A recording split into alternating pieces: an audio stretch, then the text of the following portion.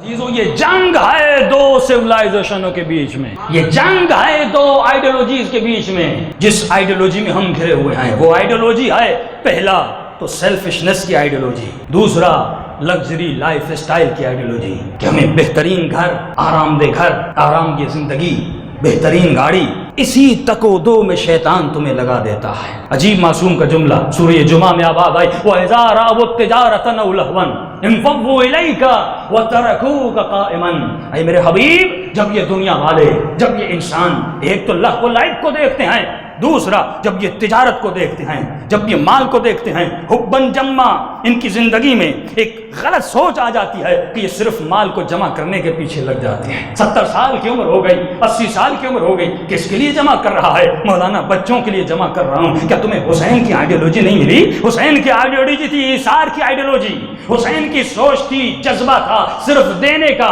جمع کرنے کا جذبہ نہیں تھا۔ اے انسان، تمہاری مثال ایک پائپ لائن کی طرح ہے، خدا دیتا ہے، اس رزق تمہیں عطا کرتا ہے، اس کو اس پائپ لائن سے گزار دینا ہے۔ تجھے نمرود کی طرح جمع نہیں کرنا، تجھے فرعون کی طرح جمع نہیں کرنا۔ تو مال جمع کرنے کے لیے نہیں آیا، تو حسین کے لیے مال کو دینے کے لیے آیا ہے۔ ارے تو روز قرآن پڑھتا ہے، کیوں قرآن کی آیتوں پہ غور نہیں کرتا؟ کیوں قرآن کی آیتوں پہ فکر نہیں کرتا؟ جہاں جہاں لفظ صلاۃ ہے وہاں وہاں لفظ زکات ہے۔ ارے جب تمہاری ولایت امامت کا تعارف بھی کروایا گیا تو ہوا بھائی اطیعوا اللہ واطیعوا الرسول واولی الامر منکم، اس کی اطاعت کرو۔ کس کی اطاعت کرو؟ جس نے حالت رکوع میں کیا دی؟ زکات دی۔ جب تمہارے امام کا تعارف کروایا جا رہا ہے تو زکات کے ذریعے سے کروایا جا رہا ہے، یعنی تیرے وجود میں ایثار کا جذبہ پیدا کیا جا رہا ہے۔ یہ ایثار 10 دنوں کے لیے کیوں ہے؟ یہ ایثار پورے سال کے لیے کیوں نہیں ہے؟ کیوں انسان سیلفشنس کے عقیدے میں چلا جاتا ہے؟ کیوں صرف اپنے گھر کو بنانے کے لیے چلا جاتا ہے؟ حسین نے کیا سکھایا؟ اپنا گھر بھی بنا اور علی کی طرح رات کے اندھیروں میں اٹھا اور یہ دیکھ لے کہیں تمہارا ہمسایہ بھوکا تو نہیں، کہیں علی کا چاہنے والا بھوکا تو نہیں۔ ایک معصوم کی روایت ہے، فرمایا جہاں جہاں قرآن میں لفظ یتیم ہے، لفظ مسکین ہے، یتیم سے مراد ایتام آل محمد ہے۔ کیا تم نے کبھی دیکھا کہ تیرے بچے کا پیٹ تو بھرا ہوا ہے، کسی بستی میں کوئی بھوکا تو نہیں ہے، کوئی پیاسا تو نہیں ہے؟ تو دنیا آپ کو کون سا نظریہ دے رہی ہے؟ صرف جمع کرنے کا نظریہ۔ اور حسین کون سا نظریہ دے رہے ہیں؟ انسان کو لٹا دینے کا نظریہ۔ رسول خدا کی خدمت میں جو جوان آتے ہیں فرماتے ہیں یا رسول اللہ ہمارے باپ کا انتقال ہو چکا ہے، اچھا تو کیا کرے یا رسول اللہ؟ ہم تو امیر ہیں لیکن ہم تو اللہ نے ہم کو بہت کچھ دیا ہوا ہے، لیکن ہمارے باپ کے پاس بھی بہت کچھ تھا، ہم وہ لینا نہیں چاہتے، ہم چاہتے ہیں کہ والد کے درجات بلند ہو جائیں، ہم اس کو راہ خدا میں دینا چاہتے ہیں، خیرات خدا میں دینا چاہتے ہیں۔ رسول خدا نے کہا جتنا کچھ لائے ہو اللہ کی راہ میں خیرات کرو، سارا خیرات کر دیا۔ فرماتے ہیں ایک گودام تھا کھجوروں کا، ساری کھجوریں دے چکے، رسول جب اس گودام میں داخل ہوئے ایک کھجور زمین پر باقی تھی، اس کھجور کو بلند کیا، بلند کرنے کے بعد حسرت کی نگاہ سے دیکھنے لگے۔ فرماتے ہیں مرنے کے بعد جتنا کچھ تم نے اپنے باپ کے لیے خیرات کیا ہے، اگر وہ اپنی زندگی میں یہ ایک کھجور لیتا یہ اس سارے ثواب پر کیا تھی؟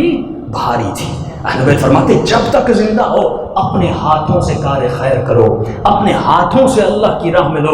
وہی جذبہ جو جذبہ حسینی تھا اگر تمہارے دل میں پیدا ہو جائے۔ لیکن معصوم فرماتے ہیں یہ شیطان کرتا کیا ہے؟ اس کے بھی گمراہ کرنے کے الگ الگ طریقے ہیں۔ یہ دنیا مختلف تصورات میں دیتی ہے۔ تصور ملتا کہاں سے ہے؟ کبھی تصور ٹی وی سے ملتا ہے، کبھی تصور سنیما سے ملتا ہے، کبھی تصور فلموں سے ملتا ہے، کبھی تصور ایکٹریسز سے ملتا ہے، کبھی ایکٹر سے ملتا ہے۔ کیوں یہ جوان اس چیز کے پیچھے لگا رہتا ہے؟ یہ کیوں سیلیبریٹی پرست بن جاتا ہے کہ فلاں ایکٹر کی شادی ہوئی، اس کے بچے کتنے ہیں؟ کیوں اس انسان نے بت پرستی کا تو انکار کیا لیکن یہ کبھی خود بت بن جاتا ہے، کبھی خطیب کا بت بن جاتا ہے، کبھی نوح خان بت بن جاتا ہے، کبھی کوئی فیلسوف بت بن جاتا ہے، کبھی کوئی ایکٹر بت بن جاتا ہے، کبھی اس کا گھر اس کے لیے بت بن جاتا ہے۔ فرمایا تو بتوں کو توڑنے کے لیے آیا، اصل بت جو ہے وہ تمہارے وجود میں ہے۔ کبھی یہ شہرت اے انسان تیرے لیے بت بن جاتی ہے، کبھی مال پرستی بت بن جاتی ہے، ابھی یہ مشہور ہونے کے لیے سب کچھ کرنے کے لیے تیار ہے۔ دیکھیے ہمارے ایک دوست وہ مثال دیتے تھے، فرماتے ہیں کہ تہران سے مشہد کا سفر کرنے کے لیے پہلے ایران میں انسان بس سے سفر کرتے تھے، ابھی ماشاءاللہ ٹرین بہت ہے، فرمایا سفر کرتے کرتے بیچ میں انسان کو ظاہر ہے واش روم جانا ہوتا ہے، بسوں کو روکا جاتا تھا واش روم کے لیے۔ کہ جب ہم واش روم جاتے تھے تو واش روم کے باہر کسی بوڑھے کو کسی شخص کو بٹھایا جاتا تھا تاکہ جو جا رہے ہیں ان سے تھوڑے سے پیسے لیے جائیں۔ پاکستان میں بھی ہوتا ہے کہیں 10 روپے کہیں 20 روپے۔ فرمایا ہم جیسے واش روم سے ہو کے آئے ہم نے اس شخص کو غور سے دیکھا، یہ بڑی سختی سے بڑی بے ادبی سے حکم چلا رہا تھا کہ یہاں جاؤ، یہاں بیٹھو، یہ کرو، یہ نہ کرو۔ کبھی پریشان ہو گیا، تھوڑی دیر کے لیے واش روم کی کرسی ملی ہے، اس کرسی نے اسے فرعون بنا دیا. تھوڑی دیر کے لیے، کوئی بڑی کرسی نہیں، ایک واش روم کی کرسی ملی ہے، لیکن اس کرسی نے اسے کیا بنا دیا؟ فرعون بنا دیا. قصور انسان کا نہیں ہے، قصور کرسی کا ہے. کوئی بڑے ممبر پر آ جائے، کوئی مشہور ہو جائے، کوئی معروف ہو جائے، اللہ کوئی سیاست والی کرسی دے دے تو یہ کرسی انسان کو کیا کرتی ہے؟ فرعون بنا دیتی ہے. اسی لیے سورہ شمس میں آواز آتی ہے انسان کہ اللہ کس کے اعمال کو قبول کرتا ہے؟ جس نے اپنے وجود کو تزکیہ دیا ہے، جس نے خود کو صاف ستھرا کیا ہے. جب تک یہ وجود صاف ستھرا نہیں ہوگا عزیزان محترم، کوئی عمل انسان کا قبول نہیں ہوتا. آپ کو ایک چھوٹی سی مثال دوں، خدا کس چیز کو دیکھتا ہے؟ اللہ نہ کالے کپڑے کو دیکھتا ہے، نہ امامے کو دیکھتا ہے، نہ داڑھی کو دیکھتا ہے.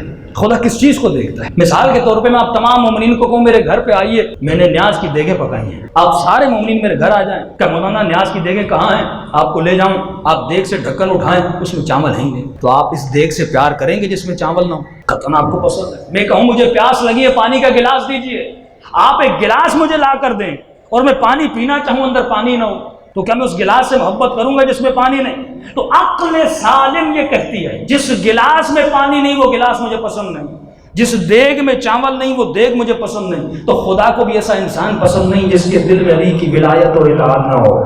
بھائی وہ خدا ہے، وہ نہ بڑی گاڑی کو دیکھ کر انسپائر ہوتا ہے، نہ کسی کے حسین چہرے کو دیکھ کر انسپائر ہوتا ہے.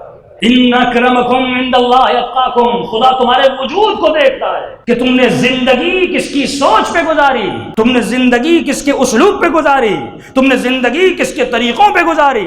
انسان دنیا کی سوچ دیکھ، دنیا کی سوچ ہے کہ پیسہ ہو تو میں سب کچھ کر سکتا ہوں، اور اتنی دہشت دنیا نے پھیلائی کہ آپ دیکھیں کہ تقریباً $6000 بلین کا بزنس ہوتا ہے ڈرگس کا دنیا میں. یہ کون سی سوچ ہے؟ دنیا تباہ ہوتی ہے تو ہو جائے لیکن ہمیں پیسے ملیں. آپ نے ڈارک ویب اور ڈیپ ویب کا نام سنا ہوگا. ڈارک ویب وہ چیز ہے جس کو آمدن لوگوں کو دکھایا گیا، اس کے قصے ممبر سے پڑھے جائیں تو پریشان ہو جائیں گے کہ دنیا میں اتنا بھی ظلم ہو سکتا ہے، دنیا میں اتنی بدبختی بھی ہو سکتی ہے کہ پہلے بدکاری انسان سے کرتا تھا، یہاں تک نوبت آئی بدکاری حیوان سے ہونے لگی. اور ڈارک ویب میں 30,000 میں 40,000 میں ایک زندہ انسان کو خریدا جاتا ہے اور آرڈر دیا جاتا ہے کہ ہمیں ایسا انسان چاہیے جس کی آنکھیں نکلی ہوئی ہوں، ہمیں ایسا انسان چاہیے جس کے ہاتھ پاؤں نہ ہو، ہم اس کو حیوان بنا کے دنیا میں چلائیں.